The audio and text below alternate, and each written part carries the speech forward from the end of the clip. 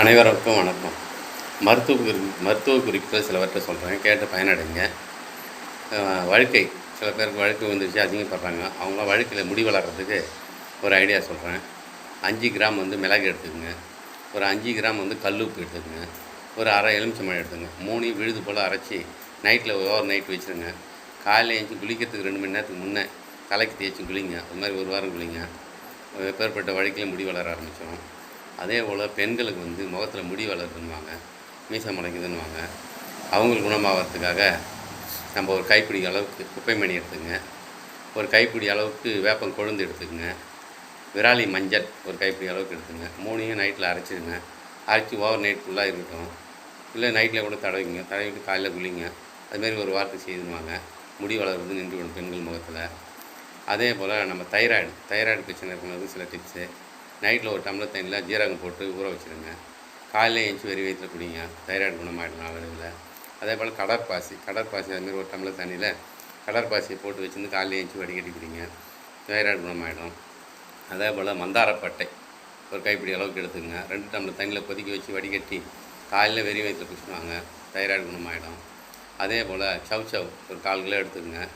தோலை சீவிட்டு மிக்சியில் போட்டு அடித்து சாறு எடுத்துக்கிட்டு அது கூட தேங்காய் பால் சேர்த்துக்குங்க. தேங்காய் பால் சேர்த்துட்டு அது கூட நாட்டு சர்க்கரை, நாட்டு வெல்லம் ஏதாவது சேர்த்து காலை மாலை 2 வேளையும் குடிச்சுடுவாங்க. எப்பேற்பட்ட தைராய்டு குணமாகிடும்.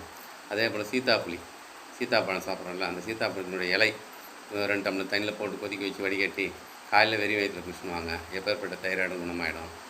அதே போல் காது கேட்காதவர்கள் அதிகமாக காளான் சாப்பிடுங்க. காது கேட்க ஆரம்பிச்சிடும். அதே போல் ஜுரம் அடித்து எடை குறைஞ்சிருப்பாங்க. அவங்களாம் காளான் சூப்பு அடிக்கடி குடிச்சிங்கன்னா உடம்பு ஏறிடும். அதே போல் முகம் ஒட்டி போய் ரொம்ப கண்ணம் இதுவாக இருக்கும்.